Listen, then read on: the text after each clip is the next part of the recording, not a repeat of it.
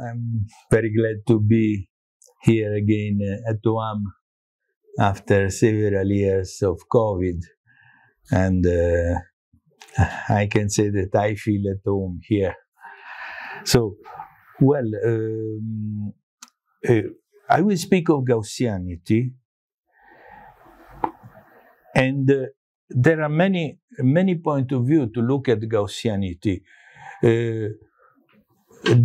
One can look at it analytically, but analytical approach is essentially limited to classical Gaussian or boson Gaussian. The most powerful approach is combinatorial, because it includes everything, all possible, and I will give you several examples. In order to understand Gaussianity, you have to understand what are pair partitions. They play a fundamental role in the discussion of Gaussianity. So a pair partition, roughly speaking, if I have an even set, a set of with a finite number of points, I number it with 1 up to 2p, and p is a natural integer, then a pair partition is this. I take a function from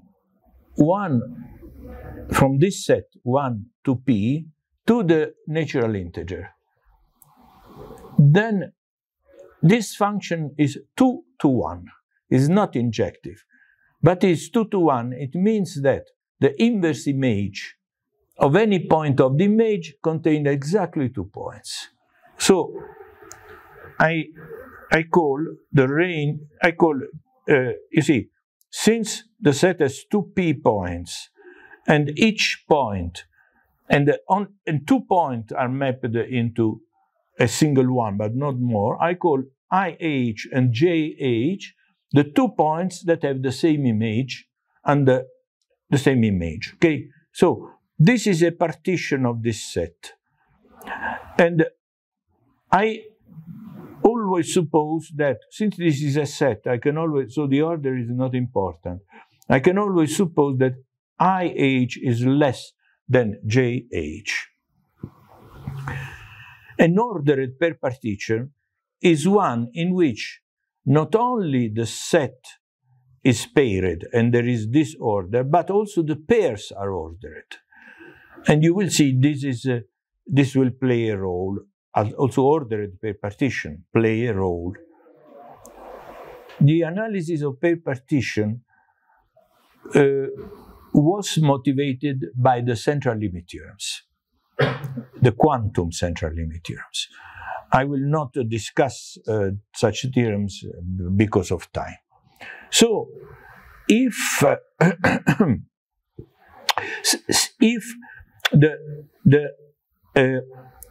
when the order of this 2-point set is irrelevant, I can always suppose that the first index, the first indices are in increasing order. So, when we speak of pair partition, we will always mean this. Otherwise, we speak of ordered pair partition.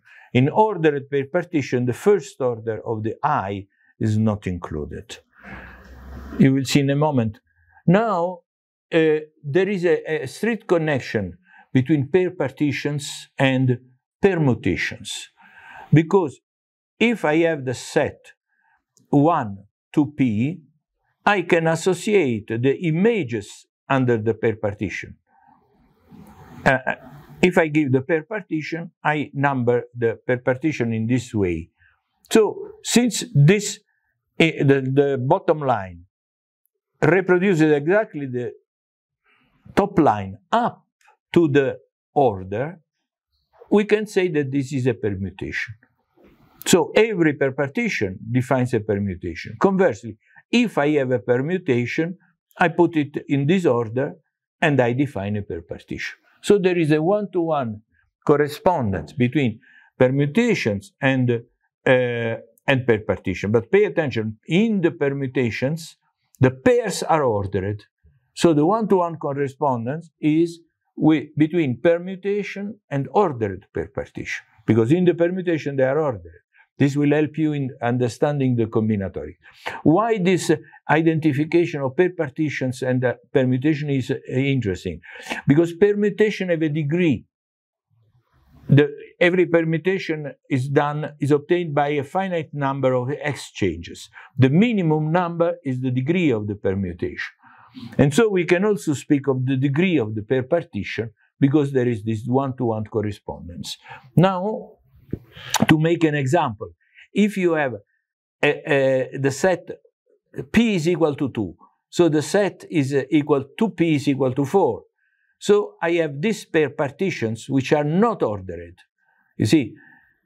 But if I want ordered perpartition, I have to add the one with inverse order, you see.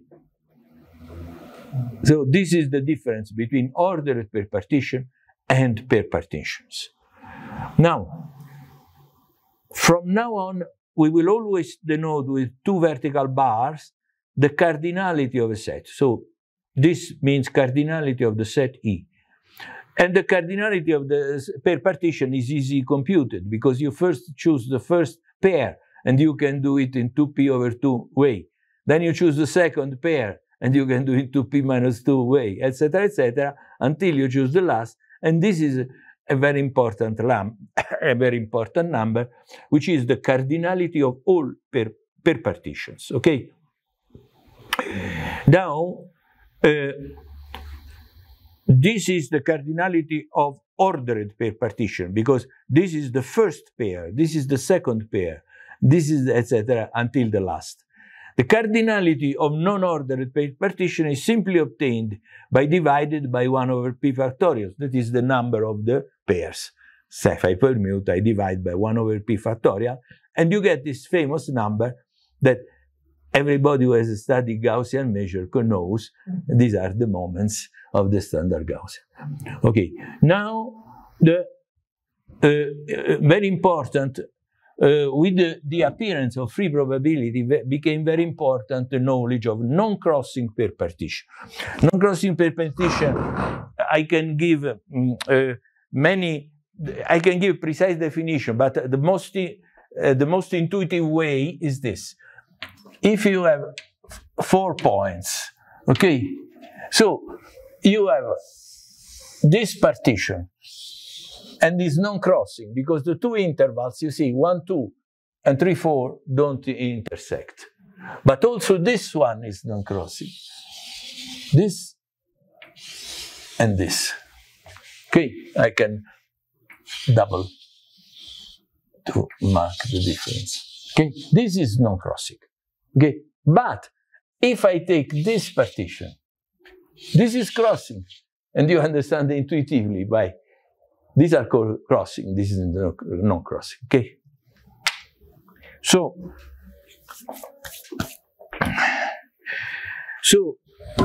the precise definition I will jump. Please tell me about 20 minutes as usual.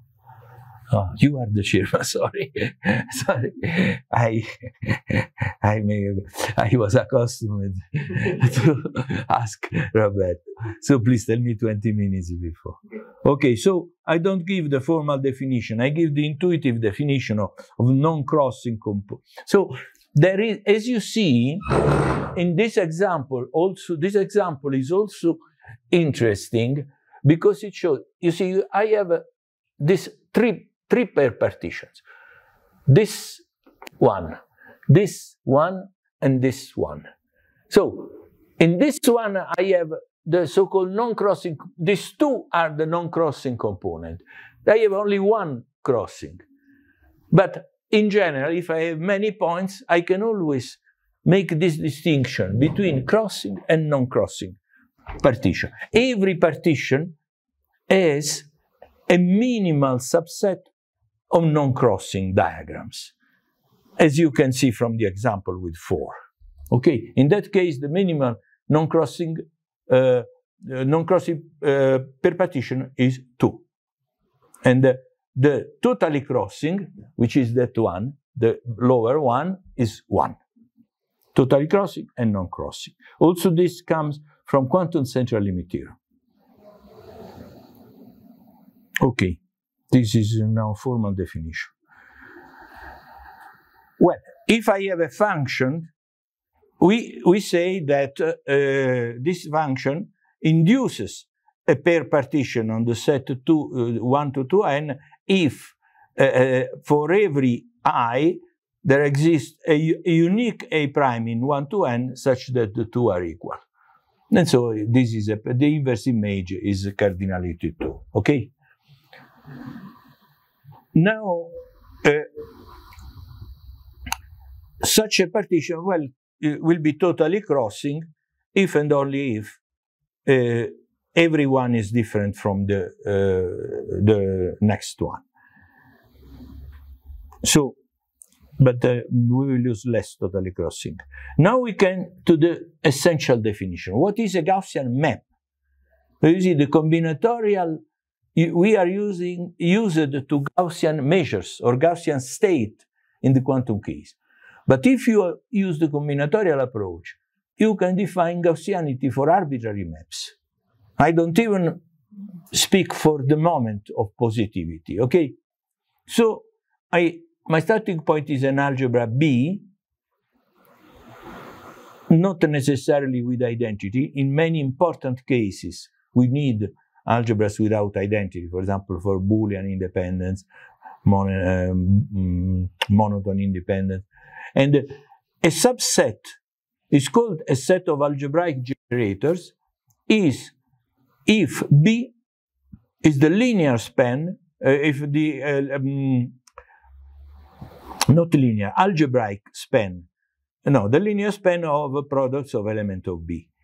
So we add the requirement that the products of B are linearly independent. Take as an example the algebra of polynomials. Monomials are an example of typical linear basis. Well, we will not speak of topology, so I jump this definition. So now we come, what is a Gaussian family? So we have two algebras, B latent and C latent.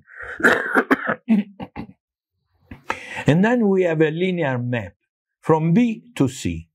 Then we have a set of generators of the algebra B. This set is called a mean zero Gaussian family if we have the following two properties. The expectation value, remember E is I call expectation value, but don't forget that the range is an algebra. The expectation value is 0 if n is an odd number. So expectation value, you can say intuitively, of odd monomials are 0. For even monomial, we suppose the following, that, so for n equal to p even, we suppose the following, that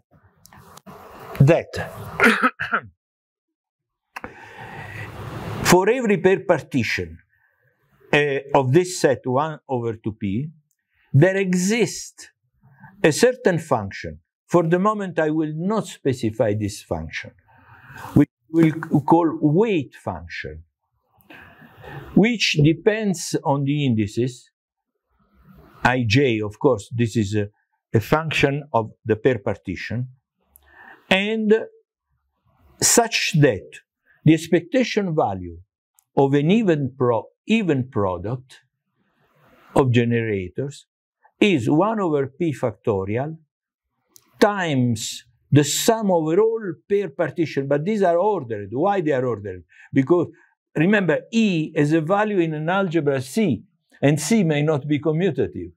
So the order of the pairs will be important, okay? And then you have the weight function. So you see, this is an extremely general definition of Gaussianity. We are not asking positivity. We are just asking a combinatorial. And this combinatorial formula came back from a multiplicity. Essentially, it was abstracted from a multiplicity of central limit theorems. We use the probabilistic notation and call the expectation value of the product. For example, if C is a C-star algebra, B1 and B2 are self-adjoint, then Hermitian, then this expectation is effectively the covariance. Well, if C is a commutative C-star algebra, otherwise this is part of the covariance. Okay. In physics, covariance is also called two-point function. If you can read a lot of papers in physics, this is called the two-point, or even the correlators. So the expectation value in probability are called mixed moments with respect to E, obviously, and in physics, correlators or correlation functions.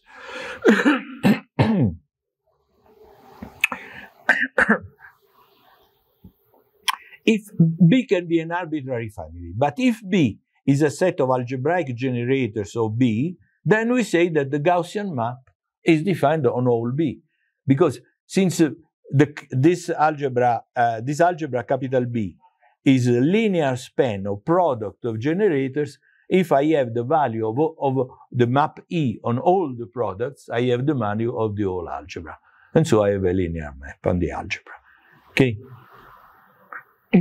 Well, positivity, as I said, will be discussed later. Now,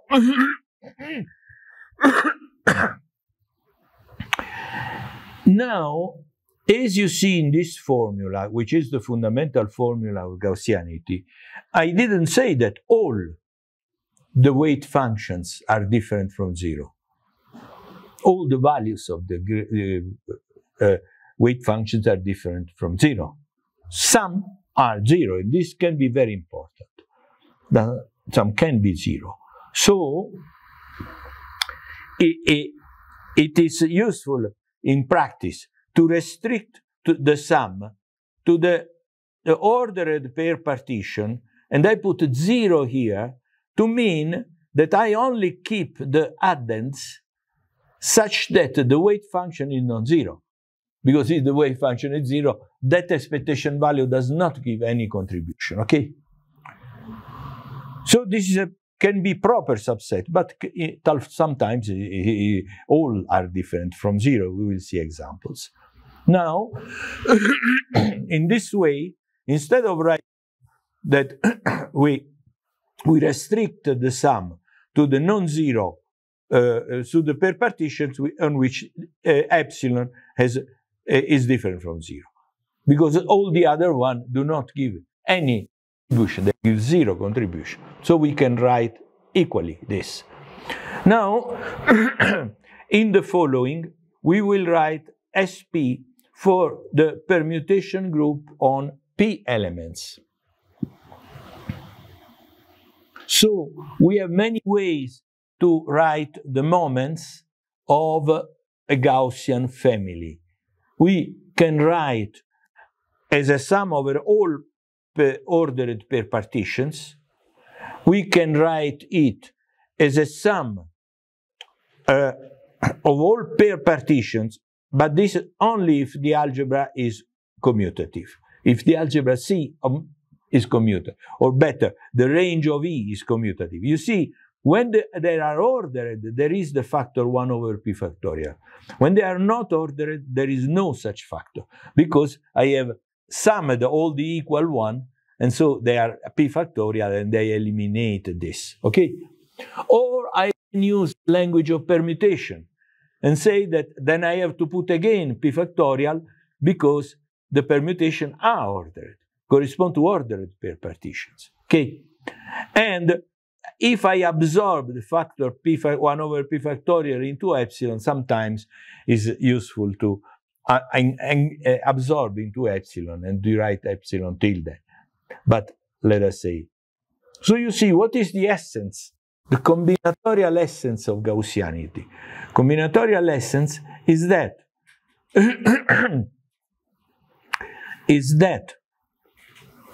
the knowledge of all covariances, so expectation of products of 2, this is what we call generalized covariances, and the knowledge of the weight functions uniquely determine all the non-zero moments.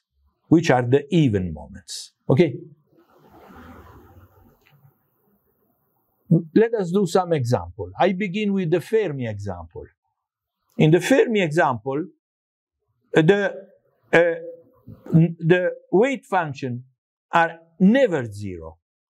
But I am now speaking of the Gaussian families, and the Gaussian, so this is not ordered per partition if the algebra C is commutative, ordered if is not commutative. What are the weight functions?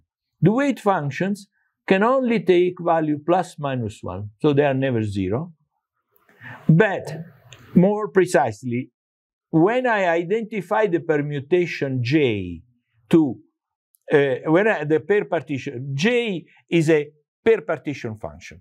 So it is a function whose such that the inverse image of any its value has cardinality 2. And we have said that there is a one-to-one correspondence with permutation. So now I interpret this function as a permutation, so I can speak of the degree. And so in the Fermi case, the weight function is minus 1 to the degree of the permutation J. Okay? And an important property of this minus 1 is that it is a character of the permutation group. So character means that it is an homomorphism on the complex numbers. The image of a product is the product of the images. This will be important in the follow. So, in the Fermi case, the mixed moments are like this. And you see 1 over p factorial because I take ordered per partition. But if C is commutative, it's convenient to use the permutation here, not the per partitions. So I keep the 1 over p factorial, and I have the character of the permutation group. But you recognize that this is the determinant of this matrix, up to the factor 1 over p factorial. If I take the matrix with coefficients, the expectation of BIH,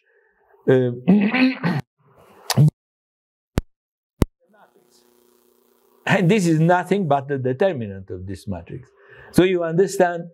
You see, if the matrix, if these are real variances, covariances in the probabilistic sense, they are positive definite. Okay? And so they is positive definite. You know that a positive definite matrix is a positive determinant. And so it gives a positive. If you normalize to the identity, you have a state. These are famous Fermi Gaussian states. Okay? So sigma here, the determinant sigma that appears here is the determinant of the permutation sigma, uniquely determined by the per partition.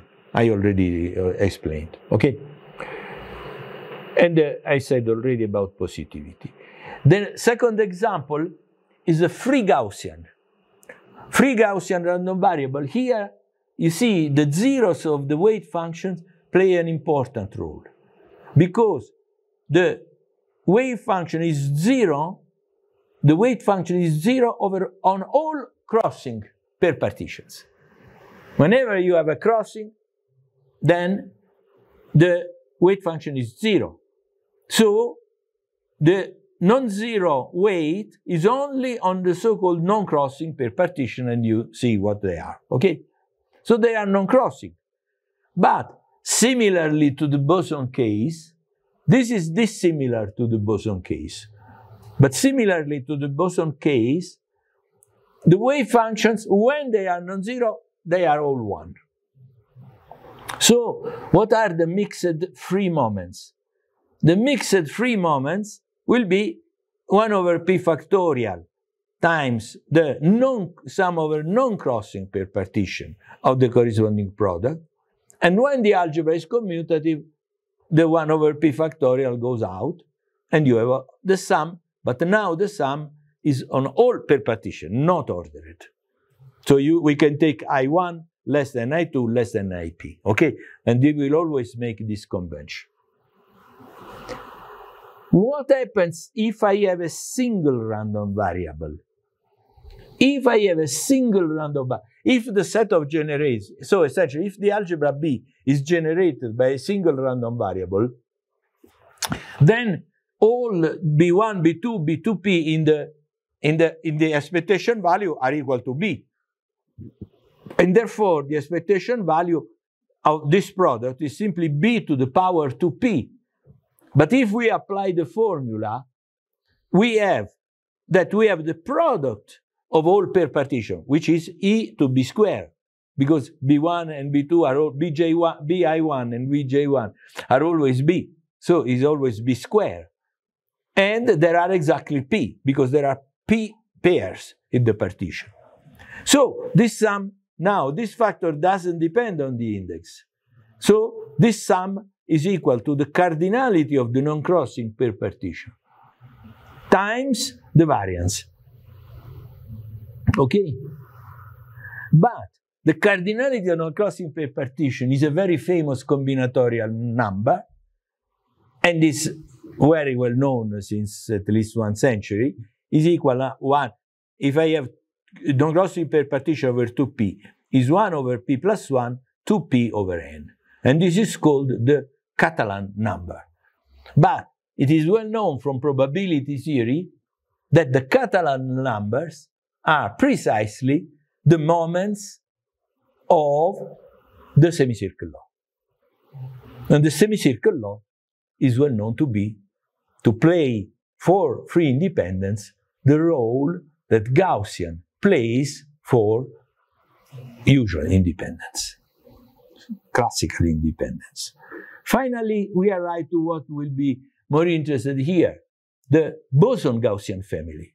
So boson Gaussian families are characterized by the fact, the two properties that the functions are identically equal to 1, the weight function, all equal to 1, and the pair partition are exactly the, here I am saying non-ordered case, I'm thinking of commutative algebra, but when non-commutative you have ordered pair partition, okay?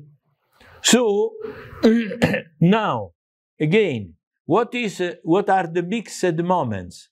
The mixed moments are what you expect, the standard formula, but there are no epsilon because all epsilon are equal to 1. The difference with the free case is that here you have the sum is not over non-crossing, but over all pair partition. Okay? This is the moments of the Gaussian. And when the algebra is commutative, 1 over P factorial disappears, and you have this formula. Okay? Now, let us take the case of a single generator. The algebra is a single generator. So then, well, you can see from this argument that I will do in a moment applies for any commutative algebra. But let us fix the idea. Consider the complex numbers, okay? A complex number. But it is true for any commutative. So we have to put all the B1, B2, B2P equal to a single. So their product become the product of B to the power 2P. But we have to use the boson-Gaussian formula. So this product becomes the B to the power 2P, the expectation of the 2P moment, is equal to the sum of P times, because I have P pairs, and B squared, the variance. But now, as in the free case, this doesn't depend on the pair partition. So this sum is simply the cardinality of all pair partition. But also this cardinality is very well known. It is 2P factorial over 2P. And these are the moments of the Gaussian. Okay? The moments of the Gaussian. Now, if we put some topology on our algebra C, the range of the map, the Gaussian map, then we can speak of series. So we can form the exponential, the moment generating function which is the exponential, this is a series, the moment generating function. And the moment generating function, the theorem is that this is the exponential of a quadratic form, which is the analytical definition of Gaussian. Okay. Why? The proof is very simple, so I will just mention it quickly. But I mean, the crucial point is that we have seen that that by continuity, here we can exchange the exponential series with the expectation. But we know that the odd moment vanish, and so the sum is over all even moments. Since the sum is over all even moments, I have that. I have, sorry, this is the moment we already computed before the moment, and it is the moment, the sum over moment is equal to this combinatorial factor. So there is a small misprint here. This 2p factorial eliminates the denominator, and so it remains this, which is the standard moment generating function. But this, as you see, this is true for any map. You can define Gaussian maps, and this is very interesting because it's related with semigroups. Because once you have maps, you have also Gaussian semigroups. Okay? So, and okay, so we will call a Gaussian element. Well, I will, this is what I said before. The Gaussian maps in physics literature and mathematical physics, they are called quasi-free maps. And they were studied by Evans and Van Everswijn and many others, Fan, Quagebor, and many others. And they were studied both in the CCR and CIR case. And we think that our definition includes, but I have not found in the literature a proof that the combinatorial definition exactly covers I think it exactly covers all the known cases, but maybe the combinatorial is more general because it includes, for example, the free. And the notion of quasi-free maps, strangely enough, in the literature was not studied. I don't know why. I think it was not studied, but I cannot say I know exactly. Now let us see why Gaussian maps are so interesting. Well, so they have some general properties. Some of them are easy to prove. First of all, if B is an E-Gaussian family, then any linear, if I have a n Gaussian, if B is equal B1, Bn, and they are Gaussian, then any linear combination will be Gaussian. This is very well known for the standard Gaussian. Okay. Moreover, if E is a star map, then then a family B. This is not this is a misprint. It must be capital B. A family is true for a family. A family B is Gaussian with respect to E if and only if B star is Gaussian. Okay? So if B is self-adjoint, and this will be the case in most cases, I will skip the proof. This proof is the linear combination, the proof is a little bit long, but it's essentially clear. It's a combinatorial proof. You have to because, well, I have no time, so I will jump this. And also the proof that a star is a Gaussian map. But no, an important point that B star is a Gaussian map, but the weight is not the same. While for linear combinations of Gaussian map, you make a lot of calculation, and you see that the formula for the C are the linear combination of the generator, original Gaussian. C are linear combination. They have the same weight. But if you take star, the weight is the conjugate. So if they are the weight is complex numbers, then complex numbers can enter, for example, in Q gaussianity when Q is a complex number. Okay. So I do not give all the proof. This is very important. A very famous property of Gaussian random variable. See, the Gaussian random variable is defined as a map from a real valued vector space to random variable.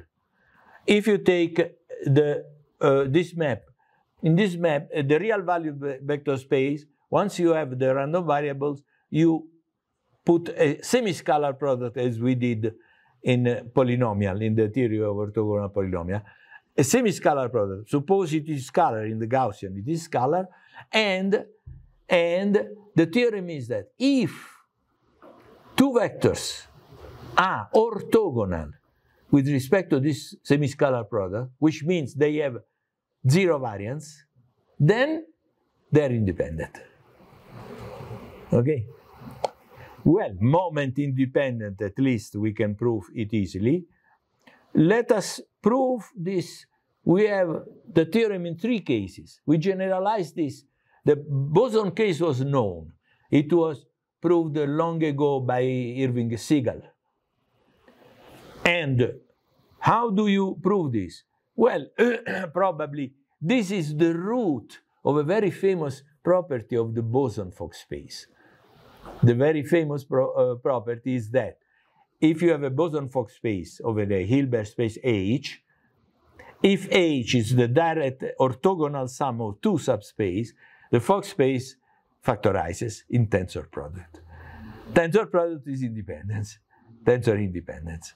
And the root of this result is this, that Gaussian, boson-Gaussian corresponding to orthogonal vectors are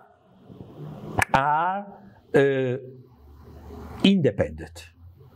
So the formulation is let B be a boson-Gaussian family. Suppose I have a partition of B into 2 non-empty subsets, and these elements of B1 and B primes elements of B2, they are orthogonal in the sense that this scalar product is 0.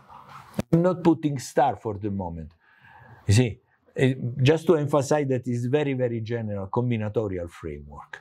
Okay, they are orthogonal in this sense.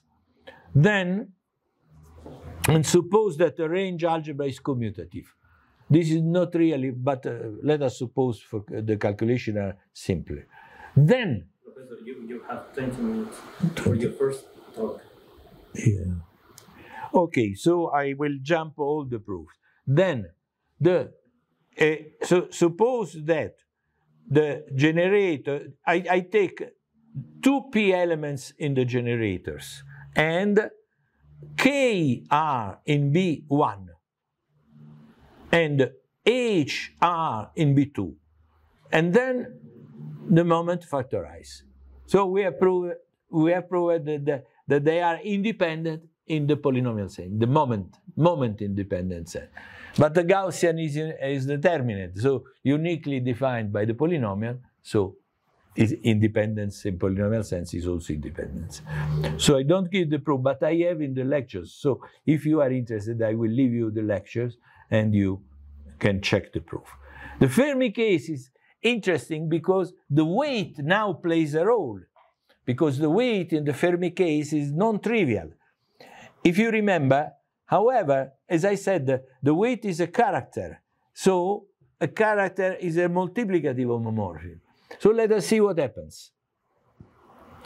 In the Fermi case, the theorem is that the statement is the same as boson. So you have not a sign at the product, but you have the real product. If you have 2 independent sets of the generators, B1 and B2, the moments of the B1 set the expectation of moment of the full set B split as a product of expectation of B1, expectation of B2. Okay? So no sign appears. This is very important. So the Fermi case, in the Fermi case, I will not jump the proof, but the only thing that I use the fact that the permutation, since B1 and B2 is a partition, a permutation of B can be written as a permutation of B that does not mix the two. A permutation of only B1 and the permutation only B2. The permutation that mixes the two gives zero contribution because there are the pairs. So if there is one pair in which there is a B and B1 times B2, that is zero. So we can only restrict to permutation. But then the permutation is a product of two permutations, and the epsilon is a product of the epsilon factor. This is extendable to all groups that can be used. The free case is very, very interesting. Why? Because it's not like the boson case or the Fermi case. It is not true that the expectation of products in the set B1 times products in the set B2 is the product of expectation. What it is true? Well, it is through the following property that we formulate in this proposition. Let B be a free Gaussian family. Remember, free Gaussian is like boson, only that I don't sum over all pair partitions, but only over non-crossing pair partition. So this means B is a free Gaussian family. And let B1 and B2 be a partition of B, okay? As in the boson case. Now we form the polynomial algebra generated by B1, polynomial algebra generated by B2, and let us consider a set of polynomials P1, Pn, with the following property. Pj either belongs to P1, to PB1, or to PB2. However, if Pj belongs to PB1, the next one, Pj plus 1, belongs to PB2. Okay? So these are very famous in free probability. They are called alternating product. It means if P1 is in the algebra PB1, then you alternate the algebra PB1, PB2, PB1, PB2, etc. in the product. Okay? So this is an alternating product. And you have that if, suppose you have this product is alternating, and each polynomial has mean 0, you subtract the mean to a polynomial, then if the family B is Gaussian, then this property is true. That even moments are 0, and also odd moments, these are 0, always 0. And those you know that a minimum about free independence, you know that this is the definition of the fact that the algebra PB1 and PB2 are free independent. The algebra PB1 is called free independent from the algebra PB2 with respect to the expectation value E if they say that the connection is not stable, I hope. No, it's okay. But it seems good. You see, so the definition of free independence is this. So what is this? What have we proved? We have proved that also in the free case, we have proved the free version of the Seagal theorem that you have independence. But the independence is now in the free sense, this sense. Now, I don't give the proof because this proof is not completely trivial. And now let us come to the generalized gaussianity. You remember just the summary of my talk in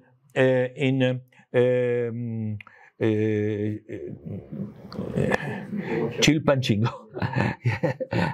It's always so that we have the polynomial random variable x, polynomial algebra, filtration, and then we have we induce a state of the polynomial algebra from the distribution of the random variable x.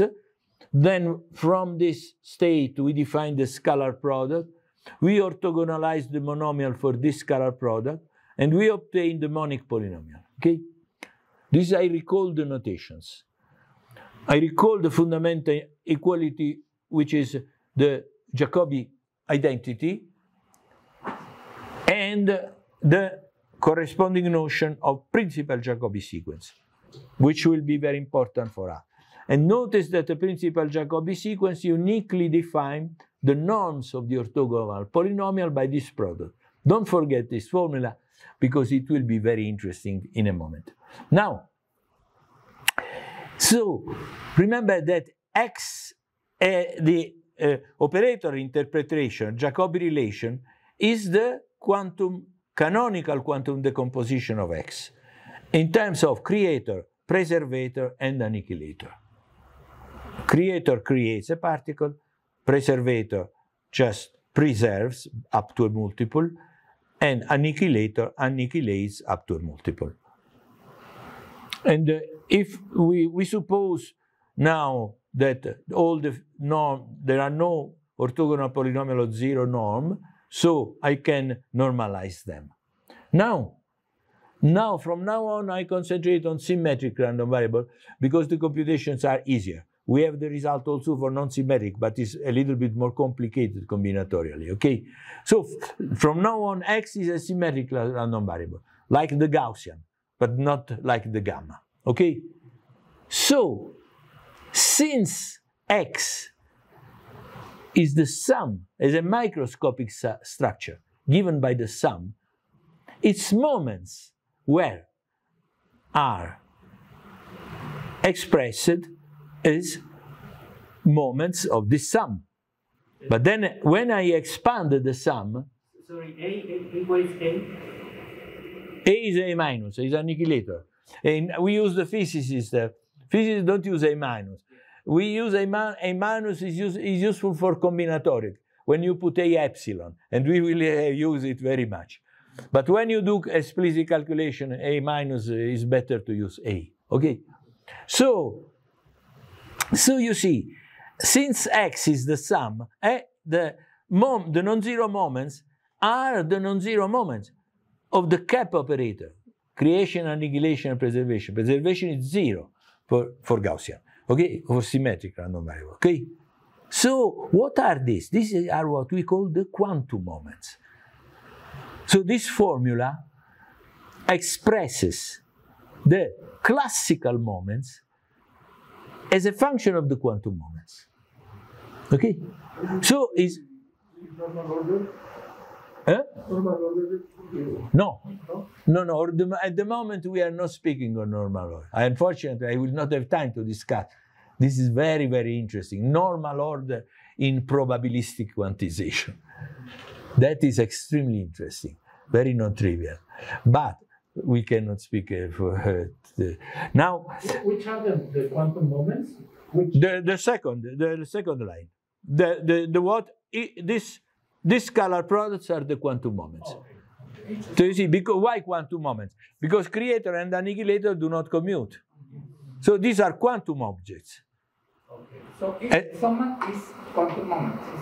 What? Each summa? Each scalar product is a single quantum moment. Okay. So the quantum moments are parameterized by this epsilon. And we should be more precise. We should call it vacuum quantum moment. Okay. Because phi zero is the vacuum, okay? But we know that the vacuum corresponds to the original probability distribution. Now, so these are the quantum moments. We define M, which depends on epsilon, is this scalar product. Okay? And a priori, epsilon belongs to all this set. Well, we are in the symmetric case, so 0 is absent. There is no preservator.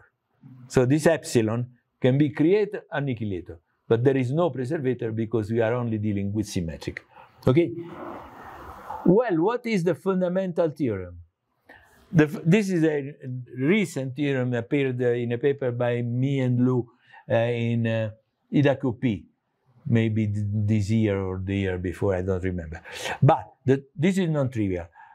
The quantum moments are, well, in fact, no, this is all the result, this theorem. The next one is the new one. So this is also non-trivial, requires a lot of combinatorics, and it took many years to understand. But the quantum moments are indexed by epsilon.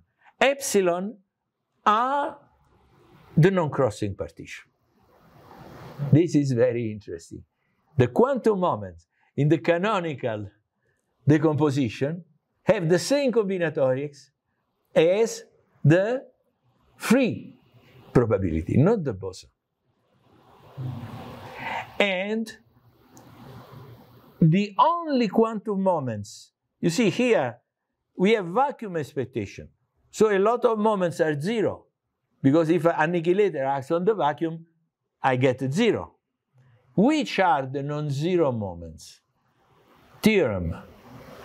There is, the non-zero moments are only those that satisfy this condition analytical. Well, instead of obliging you to read analytical condition, I explain this condition intuitively. You see, when I find an annihilator, suppose that here, at a certain moment, I have more annihilator than creators. So this will be 0, because I annihilate more than I create starting from vacuum. And the fact that the sum over epsilon, since you remind that +1 corresponds to creator and -1 corresponds to annihilator, the fact that the sum is from a certain k on is, remember that I start the numeration from the last. I start from 1 is the last and n is the first.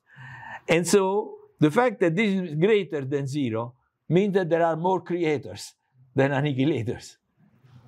And otherwise it's 0. But the non-trivial point is that this set of pair partitions, this set of non-zero moments, are exactly the non-crossing pair partition, in one-to-one correspondence with non-crossing pair partition. So an epsilon will define a non-crossing pair partition if and only if this epsilon belongs to the set -1, 1, plus. We put plus to distinguish. Now, this is the new result I mentioned before.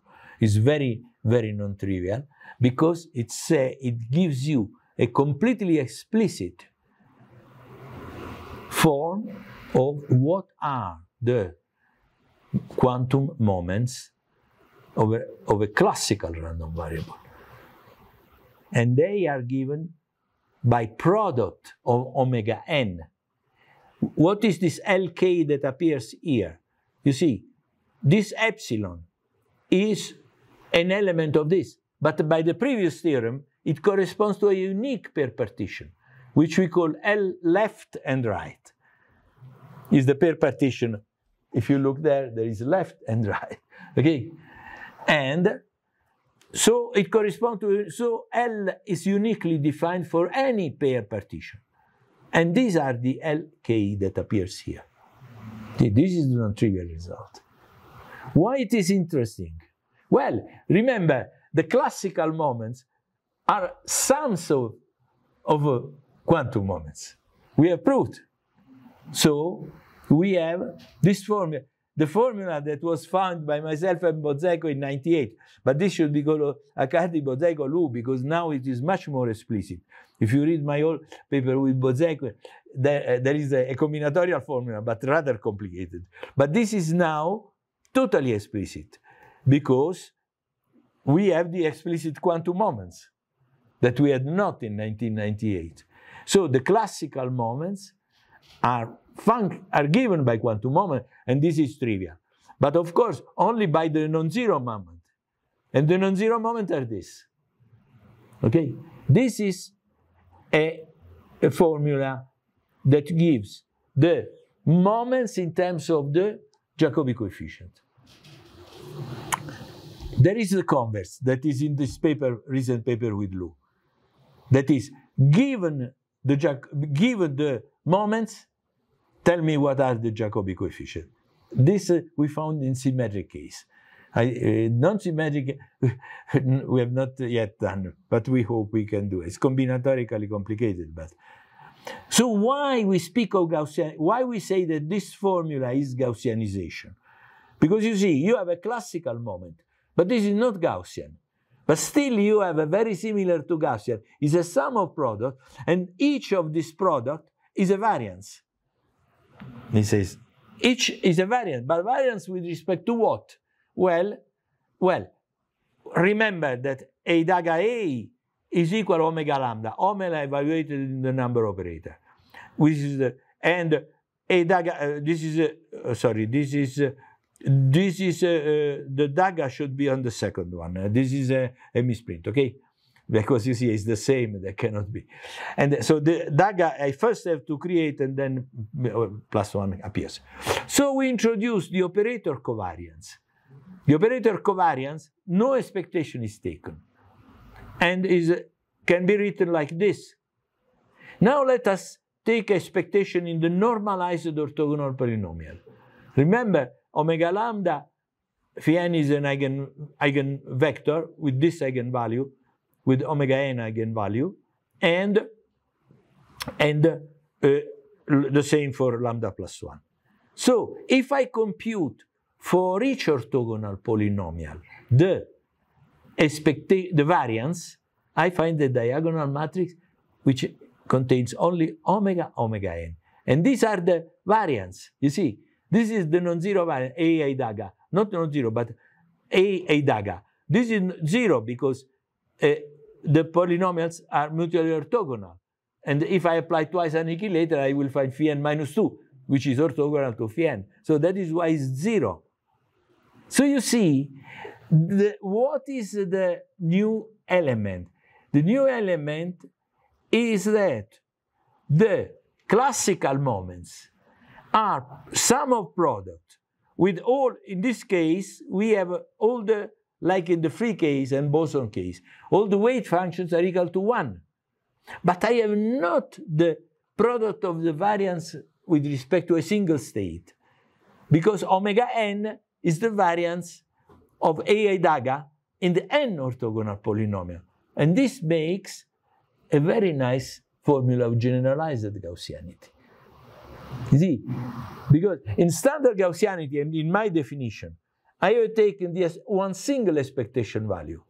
But here, in the theory of orthogonal polynomial, you have this kind of generalized gaussianity in which you take expectation values with respect to many different states.